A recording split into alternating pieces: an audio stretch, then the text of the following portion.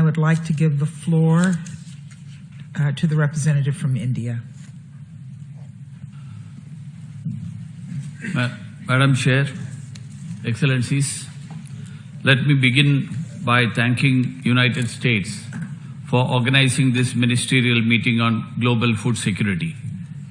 It's indeed a most timely initiative and in keeping with the necessity of garnering a global collective response to this critical issue.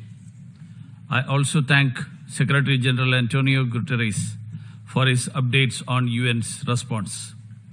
The global impact of COVID-19 pandemic and ongoing conflicts, including in Ukraine, has impacted lives of ordinary people adversely, particularly in the developing countries with spiraling energy and commodity prices and disruptions in global logistical supply chains. The 2022 Global Report on Food Crisis has reported that 139 million people across the world suffered from conflict-induced acute food insecurity, up by around 30% reported previously. The situation is therefore severe and cannot be neglected. We all need to work collectively together to alleviate the sufferings of the most affected. The food security challenges emanating inter alia from Ukraine conflict require us to respond creatively.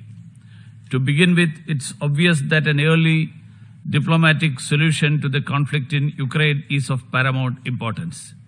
India has been consistent in calling for a diplomatic solution through constructive dialogue between the two sides. Prime Minister of India has himself stressed on this aspect in his discussions with the respective leadership. Further, we have noted Secretary General's initiative of establishing a global crisis response group on food, energy and finance.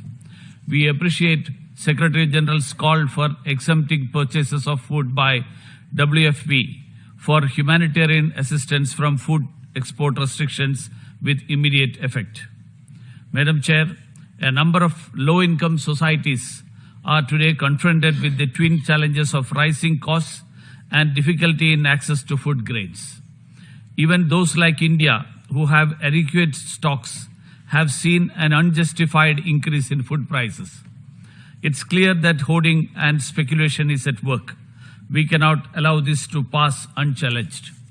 My government has recognized the sudden spike in global prices of wheat, which put our food security and those of our neighbors and other vulnerable countries at risk. We are committed to ensuring that such adverse impact on food security is effectively mitigated and the vulnerable cushioned against sudden changes in the global market. In order to manage our own overall food security and support the needs of neighboring and other vulnerable developing countries, we have announced some measures regarding wheat exports on 13th May 2022. Let me make it clear that these measures allow for export on the basis of approvals to those countries who are required to meet their food security demands. This will be done on the request from the concerned governments. Such a policy will ensure that we will truly respond to those who are most in need.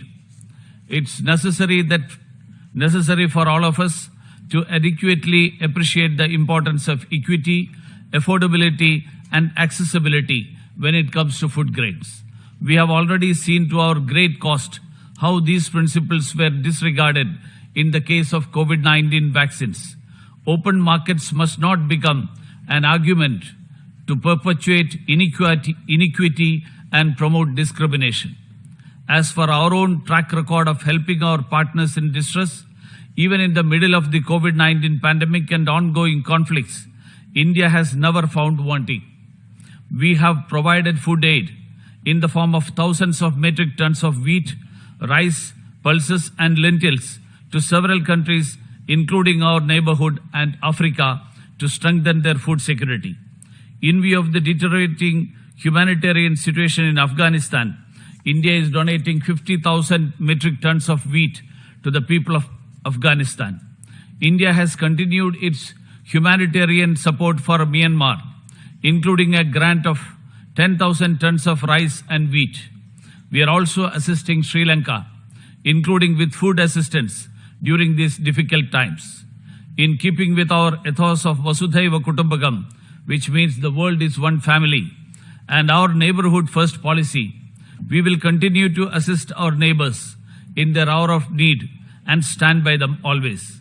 Let me also underline that all humanitarian aid and assistance must be primarily guided by the universal principles of humanity, neutrality, impartiality, and independence.